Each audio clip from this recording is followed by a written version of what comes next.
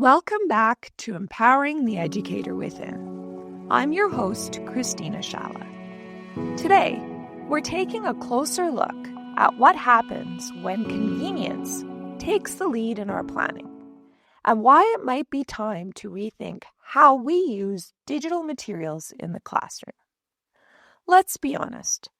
Gone are the days when a textbook was the heart of the curriculum in every classroom.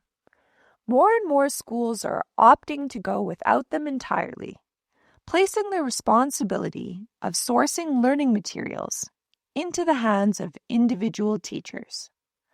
On the surface, this shift offers flexibility and creativity, but beneath it, there's a bigger issue quietly unfolding.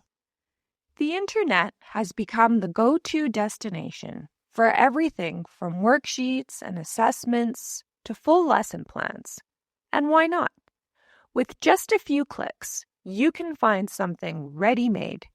It's efficient. It's easy. But here's the real question. Is it always effective?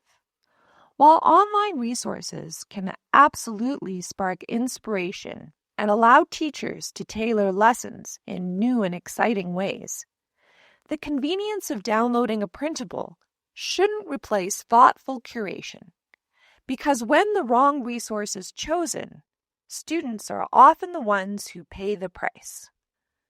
I remember an assignment my daughter brought home years ago that really stuck with me. She was asked to rewrite a paragraph and punctuate it correctly, adding capitals, commas, periods, question marks, the basics.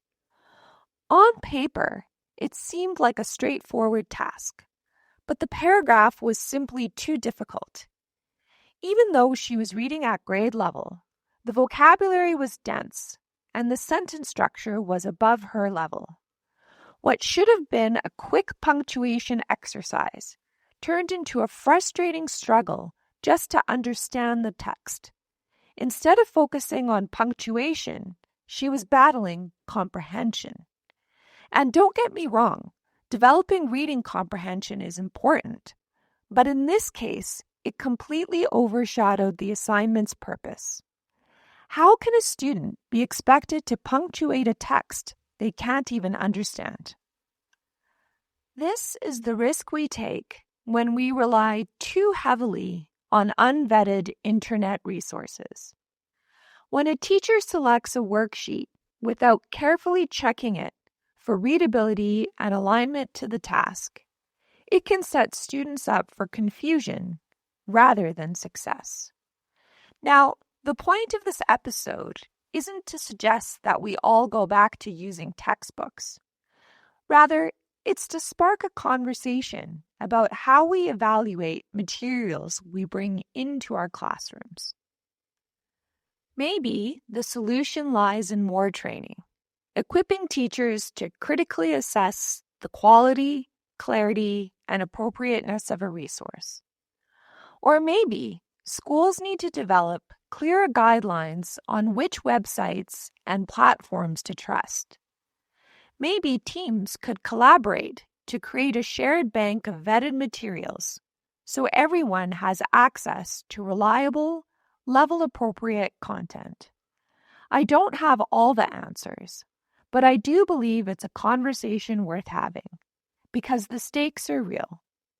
It's not just about what looks good or downloads quickly. It's about what supports the learning goal. It's about whether students can actually engage with the task in the way we intend. And most importantly, it's about whether the resource is serving them or sidelining them. So, here's something to reflect on as you plan your next lesson. When you choose a resource from the internet, are you picking it because it's easy or because it's effective? Thanks for joining me today. You can read more about this topic in the article linked in the show notes. And if you have a tip, question, or experience to share, drop a comment on the education blog at shalabooks.com. I'd love to hear how you're navigating these same decisions in your own classroom.